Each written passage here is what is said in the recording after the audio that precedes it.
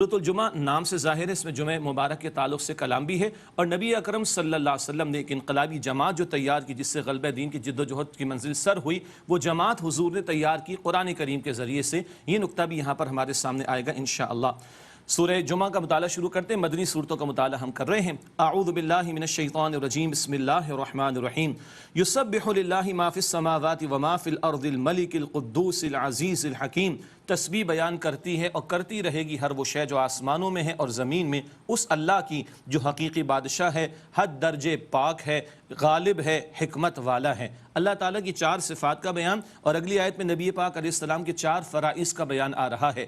هو الذی بعث فی الامیین رسولا منہم، وہ اللہ جس نے امیین یعنی عربوں میں انہی میں سے ایک رسول کو بھیجا صلی اللہ علیہ وسلم، یتلو علیہم آیاتی، وہ ان پر اللہ تعالیٰ کی آیات کی تلاوت فرماتے ہیں، ویزکیم، اور ان کا تزکیہ فرماتے ہیں، ویعلمہم الکتاب، انہیں کتاب یعنی احکام کی تعلیم دیتے ہیں، والحکمہ، اور حکمت کی باتیں سکھاتے ہیں، وَإِن كَانُوا مِن قَبْلُ لَفِي ضَلَالٍ مُبِينٍ، اور یقیناً اس سے پہلے تو یہ لوگ کھلی گمراہی میں تھے۔ یہ چار بنیادی فرائض نبی پاک علیہ السلام کے چار ہی مرتبہ قرآن میں بیان ہوئے۔ سورہ البقرہ آیت نمبر 129، پھر سورہ البقرہ آیت نمبر 151، پھر سورہ آل عمران آیت نمبر 164، اور اب سورہ جمعہ آیت نمبر 2۔ قرآن کی آیات کی تلاوت، اس سے غفلت سے لوگوں کو بیدار کیا جائے، دلوں کا تزکیہ ہوگا تو پھر اللہ کے لیے لوگ محنت بھی کریں گے، آخرت کی فکر بھی کریں گے۔ وہ تزکیہ بھی قرآن کے ذریعے سے۔ احکام کی تعلیم دینا یہ حضور علیہ السلام کی ذمہ داری تھی، آپ نے قرآن کی آیات کی تلاوت بھی فرمائی اور اس کی تشریح بھی فرمائی ہے، اور شریعت کے احکام کی حکمت بیان کرنا یہ بھی بہت بڑا پہلو ہے دین کی تعلیمات کا۔ یہ چار کام حضور نے کیے، اس قرآن کے ذریعے لوگوں کے دلوں کو بدلا، اس قرآن کے ذریعے ان میں اللہ اور آخرت کی محبت پیدا کی، اس قرآن کے ذریعے ان کو اللہ والا بنایا۔ تب یہ 13 برس میں جماعت تیار ہوئی مکی دور میں، اور بدر کے میدان میں 313 اترے تو اللہ تعالیٰ کی نصرت ان کے شامل حال رہی۔ آج ہم بھی انقلابی جد و جہد کرنا چاہتے ہیں، خیر کا کام کرنا چاہتے، دین کی سربلندی کے لیے محنت کرنا چاہتے، تو اجتماعیت اختیار کرنا ہوگی، اور اس کی دعوت کا کام ہو، اس کی تربیت کا کام ہو، اس کے امور دعوت کے، تبلیغ کے، تربیت کے، وہ قرآن کریم سے ہی ہمیں انجام دینے ہوں گے۔ اللہ ہمیں توفیق عطا فرمائے۔ پہلی آیت میں چار صفات اللہ کی۔ اللہ حقیقی بادشاہ، نوٹ کیجئے گا، اللہ کے رسول اس کے فرامین تلاوت فرما رہے ہیں۔ اللہ القدوس، حد درجے پاک، حضور تزکیہ فرما رہے اللہ کے کلام کے ذریعے، قرآن کے ذریعے۔ اللہ العزیز، جو کل اختیار رکھنے والا، اس ذات کے احکام حضور سکھا رہے ہیں، ان کو ہلکا نہ لینا، کل اللہ کو جواب دینا ہے۔ اللہ الحکیم ہے، اور حضور اس کے حکم کے مطابق احکام کی حکمت بیان فرما رہے ہیں۔ یہ بڑا پیارا ربط ہے دونوں آیات میں جو ہمارے سامنے آیا۔ وَإِن كَانُوا مِن قَبْلُ لَفِي ضَلَالٍ مُبِينٍ، اور یقیناً اس سے پہلے لوگ کھلی گمراہی میں تھے۔ یہ لوگ مراد قرآن آیا، صاحب قرآن آئے صلی اللہ علیہ وسلم، تو یہ عرب جن کے صدیوں سے کوئی پیغمبر نہیں آئی، امی تھے، ان کو پتہ نہیں تھا کتاب کی تعلیم کیا ہوتی ہے، رسول کی تعلیم کیا ہوتی ہے۔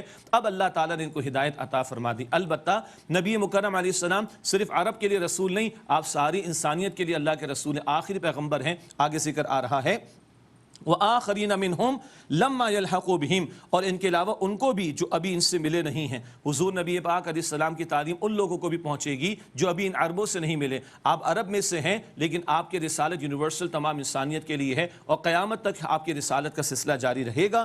وَهُوَ الْعَزِيزُ الْحَكِيمُ، اور وہ اللہ غالب حکمت والا ہے۔ ذَلِكَ فَضْلُ اللَّهِ يُؤْتِيهِ مَن يَشَاءُ، یہ اللہ تعالیٰ کا فضل ہے، جس کو چاہتا ہے وہ عطا فرماتا ہے۔ اس نے عربوں کو چن لیا، قرآن عربی زبان میں نازل ہوا، نبی مکرم علیہ السلام کو عرب میں سے چنا، اور اب بنی اسرائیل کے بعد بنی اسماعیل کو نبوت عطا ہوئی نبی مکرم علیہ السلام کو، اور قیامت تک کے لیے نبی مکرم علیہ السلام کی رسالت کو جاری فرما دیا گیا۔ واللہ ذو الفضل العظیم، اور اللہ بڑے فضل والا ہے۔ اگلی آیات میں یہود کا تذکرہ، ہماری عبرت کے لیے، سبق آموزی کے لیے۔ ان کو تورات دی گئی تھی، انہوں نے اللہ کی کتاب کو پس پش ڈالا۔ توجہ فرمائیے گا، اللہ نے گدھے کی مثال ان کے لیے بیان کی۔ اللہ اکبر۔ مثل الذین حملوا التوراۃ ثم لم يحملوها كمثل الحمار يحمل اسفارا، ان لوگوں کی مثال جن پر تورات کی ذمہ داری ڈالی گئی، پھر انہوں نے اس کو نہ نبھایا، گدھے کی طرح ہے جو کتابیں لادے ہوئے ہو۔ اللہ اکبر۔ گدھا تو گدھا ہے نا، اینٹوں کا بوجھ ڈال دیں اتارنا چاہے گا، کتابوں کا بوجھ ڈال دیں اتارنا چاہے گا۔ انہوں نے بھی کتاب کو بوجھ سمجھا، بنی اسرائیل نے۔ سورہ البقرہ آیت نمبر 101، کتاب اللہ وراء ظہورہم، اللہ کی کتاب کو پس پش ڈال دیا، معاذ اللہ ثم معاذ اللہ۔ ان کے بارے میں آگے فرمایا، بئس مثل القوم الذین کذبوا بآیات اللہ، بری مثال اس قوم کی جن لوگوں نے اللہ کی آیات کو جھٹلایا۔ بہت توجہ رہے، یہود نے تورات کو اللہ کی کتاب ماننے سے انکار نہیں کیا تھا، کتاب کے ماننے والے تھے، کتاب کے احکام پر عمل نہیں کرتے تھے، کتاب کو فراموش کر بیٹھے تھے، کتاب کو پس پش ڈال بیٹھے تھے، کتاب کے تقاضوں کو فراموش کیا تھا۔ اللہ کہتے ہیں انہوں نے جھٹلایا۔ ایک جھٹلانا زبان سے ہوتا ہے، وہ تو کھلا پکا کافر ہوتا ہے ایک شخص۔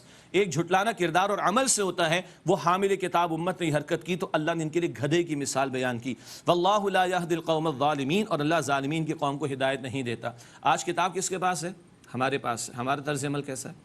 اللہ کا شکر ہے، یہ تو دور ترجمہ قرآن کی محفل ہے، قرآن ہم نے کھولا ہے، قرآن سیکھ رہے، اللہ قبول فرمائے۔ لیکن امت کا مجموعی حال کیا ہے؟ ہمارے 99% لوگ ہیں جنہوں نے آج تک قرآن کا ترجمہ اپنی زبان میں ایک مرتبہ بھی زندگی میں نہیں پڑھا۔ ہم اللہ کو کیا جواب دیں گے؟ ہم نے دنیا جہاں کی تعلیم حاصل کی ہے اور قرآن ہمیں الف بے بھی اس کی نہ آتی ہو، ہم اللہ کو کیا جواب دیں گے؟ اللہ تعالیٰ ان مبارک ساعتوں میں ہمارے دلوں میں یقیناً رمق ہے، ہمیں احساس ہے، الحمدللہ ابھی دل میں مانگے اللہ جو کوتاہی ہو چکی معاف فرما دے، آئندہ قرآن کو کھولنے کی، سمجھنے کی، سیکھنے کی، عمل کرنے کی اور اس کے پیغام کو دوسروں تک پہنچانے کی توفیق عطا فرما۔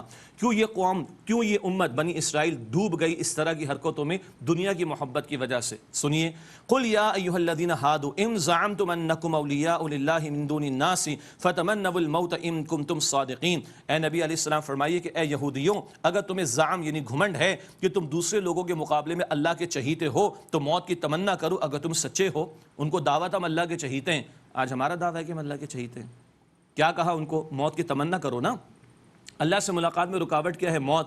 آگے فرمایا وَلَا يَتَمَنَّوْنَهُ أَبَدًا بِمَا قَدَّمَتْ أَيْدِيهِمْ، اور اس کے سبب جو انہوں نے کمائی آگے بھیجے، جو کرتوت اور اعمال آگے بھیجے، کبھی یہ موت کی تمنا نہیں کریں گے۔ وَاللَّهُ عَلِيمٌ بِالظَّالِمِينَ، اور اللہ ظالمین کو خوب جانتا ہے۔ حرکتیں ایسی ہیں، کتاب کو فراموش کیے بیٹھے ہیں، پیغمبروں کا ساتھ نہیں دیا ہے، اللہ کی نافرمانی کیے بیٹھے ہیں، کس منہ سے موت کی تمنا کریں گے؟ اللہ اکبر۔ میں اور آپ مرنے کو تیار ہیں right now if the time comes, and that will come inshallah ta'ala. We have to move, we have to go from this world. جانا ہے ہمیں یہاں سے۔ تو اگر اللہ سے محبت ہے تو بندہ اللہ سے ملاقات کے لیے تیار رہتا ہے نا، اور تیاری کے لیے موت کی تیاری کرنی پڑے گی نا۔ موت کے آنے سے پہلے مہلت ہے نا۔ اللہ مجھے اور آپ کو تیار رہنے کی توفیق عطا فرمائے۔ قل ان الموت الذی تفرون منہ فانہ ملاقیکم ثم تردون الی عالم الغیب والشہادہ۔ اے نبی علیہ السلام فرما دیجئے جس موت سے تم فرار اختیار کرتے ہو یقیناً وہ تمہیں آ پکڑے گی، پھر تم لوٹائے جاؤ گے اس ذات اللہ کی طرف جو غیب اور ظاہر کا جاننے والا ہے۔ فینبئکم بما کنتم تعملون، پھر تمہیں اللہ بتا دے گا جو کچھ تم عمل کیا کرتے تھے۔ اللہ تعالی ہمیں قرآن سے تعلق کی مضبوطی، قرآن حکیم کے حقوق ادا کرنے، کل کی فکر کرنے اور موت کے لیے تیار رہنے کی توفیق عطا فرمائے۔ اب جمعے کا بیان۔ یا ایھا الذین آمنوا، اے وہ لوگوں جو ایمان لائے ہو، اذا نودی للصلاۃ من یوم الجمعہ، جب جمعے کے دن نماز کے لیے پکارا جائے، فاسعوا الی ذکر اللہ وذروا البیع، تو لپکو اللہ کے ذکر کی طرف اور خرید و فروخت کو چھوڑ دو۔ یہاں قرآن کہہ رہے جمعے کے دن پکارا جائے، پکارنے کو ہم اذان کہتے ہیں، اذان کا کوئی طریقہ قرآن میں نہیں ہے، یہ تو اللہ کے رسول نے سکھایا صلی اللہ علیہ وسلم۔ پتہ چلا قرآن کے علاوہ بھی رسول اللہ علیہ السلام پر وحی آتی تھی، اس کو کہتے ہیں اتھارٹی آف سنہ، حجیت حدیث کی دلیل۔ قرآن کنفرم کر رہا ہے کوئی طریقہ تھا پکارنے کا، قرآن طریقہ نہیں بتا رہا، وہ طریقہ رسول اللہ علیہ السلام نے امت کو سکھایا، اذان کا طریقہ۔ خیر، جمعے کے اذان کی آواز آ جائے، اب کہیں بہت سارے ایک علاقے میں بہت ساری مساجد ہوں، بھائی کسی جگہ تو نماز ادا کرو گے نا، جا کے متعین کریں۔ اذان جمعہ سے لے کے جمعہ ادا ہو جانے تک اس دوران میں کاروبار کرنا، معاش کی محنت کرنا، ساری مصروفیات یہ چھوڑ دینا ضروری ہے۔ اب لب کو اللہ کے ذکر کی طرف اہتمام کرو، بندہ غسل کرے، جو اچھا کپڑا دستیاب ہو، صاف ستھرا دھلا ہوا، نیا ہونا شرط نہیں، وہ پہنے، اور خوشبو لگا کر، یہ مردوں کی بات ہو رہی، مسجد میں اول وقت میں پہنچنے کی کوشش کرے۔ عورتوں پر جمعہ لازم نہیں، کہیں اگر انہوں نے ادا کیا، جیسے حرمین شریفین میں کبھی موقع مل جاتا تو ادا ہو جائے گا، لازم نہیں کیا گیا عورتوں پر۔ لیکن فرمایا کہ لب کو اب اللہ کے ذکر کی طرف، اب ساری محنت کا ہے کہ ہو جمعے کی تیاری کے ایک اہتمام۔ جمعے کو جمعہ بنانے والی شے خطبہ ہے۔ ظہر کے 4 فرض ہوتے ہیں نا، جمعے کے فرض کتنے؟ دو کہاں گئے؟ وہ 2 خطبے عطا کیے گئے، امام صاحب یہ خطبہ دے کے بیٹھتے نا، یہ 2 خطبوں میں اللہ کے رسول کیا کرتے تھے صلی اللہ علیہ وسلم؟ کان یقرأ القرآن ویذکر الناس، اللہ کے رسول قرآن پڑھتے، قرآن کے ذریعے نصیحت فرماتے، تو پورے ہفتے بھر کی غفلت دور ہو جائے گی قرآن کے بیان کے ذریعے سے، تو اس کا اہتمام ہو، جلد آؤ، نہا دھو کر آؤ، صاف ستھرا کپڑا پہن کر آؤ، خوشبو لگا کر آؤ، یہ ریسیپٹیو ماحول ہونا چاہیے، اٹینٹیو ماحول ہونا چاہیے۔ کس کا بیان ہوگا؟ قرآن کا بیان ہوگا۔ یہ خطبہ جمعہ کی اہمیت ہے۔ دنیا میں کوئی پروگرام کرنے کے لیے ایڈورٹیزمنٹ کرنی پڑتی، 100 لوگوں کو جمع کرنے کے لیے بڑے پاپڑ بیلنے پڑتے ہیں، اور ایک اذان کی پکار پر کروڑوں مسلمان بغیر کسی ایڈورٹیزمنٹ کے مسجد میں آتا ہے۔ کتنا بڑا پلیٹ فارم ہے جمعے کا خطبہ۔ بہرحال خطبہ کو بھی اس کی محنت و تیاری کرنی چاہیے۔ تو جمعے کے دن کو جمعہ بنانے والا، یہ نماز جمعہ کی جو اہمیت ہے وہ خطبے کی وجہ سے، نماز تو 5 وقتہ ویسے ہی فرض ہے اللہ تعالیٰ کی طرف سے، تو خطبے کی طرف لب کو خطبہ پہلے ہے اور نماز بعد میں، جیسے کہ ہم دیکھ رہے، اور پہلے کچھ اور ترتیب تھی وہ آگے عرض کریں گے انشاءاللہ تعالی۔ تو فرمایا کہ فَاسْعَوْا إِلَىٰ ذِكْرِ اللَّهِ، اللہ کی یاد کی طرف لب کو اہتمام کرو جمعے کی حاضری کے لیے، وَذَرُوا الْبَيْعَ، اور خرید و فروخت کو اور تمام معاش کی اور دیگر مصروفیات کو چھوڑ دو، ذَلِكُمْ خَيْرٌ لَكُمْ إِن كُنتُمْ تَعْلَمُونَ، یہ تمہارے حق میں بہتر ہے اگر تم سمجھو۔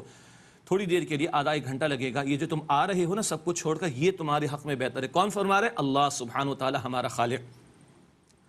فَإِذَا قُضِيَتِ الصَّلَاةُ فَانتَشِرُوا فِي الْأَرْضِ وَابْتَغُوا مِنْ فَضْلِ اللَّهِ، پھر جب نماز مکمل ہو جائے تو زمین میں پھیل جاؤ اور اللہ کے فضل میں سے تلاش کرو۔ بس اذان سے لے کے جمعہ ادا ہونے تک اس دوران میں کاروباری ایکٹیویٹی اور معاش کی محنتیں چھوڑ دو، اور نماز مکمل ہو گئی جاؤ کماؤ، کوئی حرج کی بات نہیں، لیکن کیا فرمایا؟ اللہ کے فضل میں سے تلاش کرو۔ اول تو حلال کمانا چاہیے، حرام مال تو جہنم کے انگارے، لیکن جو عطا ہو رہا ہے وہ اللہ کا فضل ہے، تمہاری محنت کی کمائی نہیں ہے۔ فرما رہا اللہ وَابْتَغُوا مِنْ فَضْلِ اللَّهِ، تم اللہ کے فضل میں سے تلاش کرو۔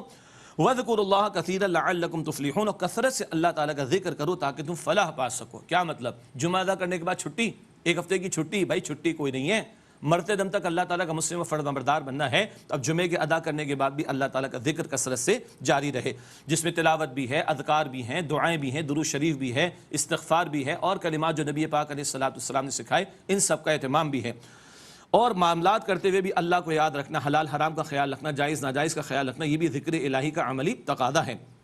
وَإِذَا رَأَوْا تِجَارَةً أَوْ لَهْوًا انفضوا إِلَيْهَا وَتَرَكُوكَ قَائِمًا، اور جب وہ دیکھتے ہیں کوئی تجارت یا کوئی کھیل تماشا تو اس کی طرف لپک جاتے ہیں اور آپ کو اے نبی علیہ السلام کھڑا چھوڑ جاتے ہیں۔ خاص پس منظر تھا، کوئی اجناس کی کمی کا معاملہ تھا، چنانچہ اس وقت پہلے نماز ہوتی تھی اور پھر جمعے کا خطبہ ہوتا تھا بعد میں، جیسے عید کی ترتیب ہے نا، تو وہاں نماز پہلے ہوتی تھی اور جمعے کا خطبہ بعد میں ہوتا تھا۔ ایک مرتبہ ایسا ہوا کہ حضور نے نماز ادا کر لی اور کچھ اجناس کے بیچنے والے، غلے کے بیچنے والے لوگ آ گئے اور پکار لگی جلدی سے بھائی اناج لے لو کہ ختم نہ ہو جائے۔ اکثر لوگ حضور کو چھوڑ کر چلے گئے کیونکہ خیال تھا کہ نماز تو مکمل ہو گئی۔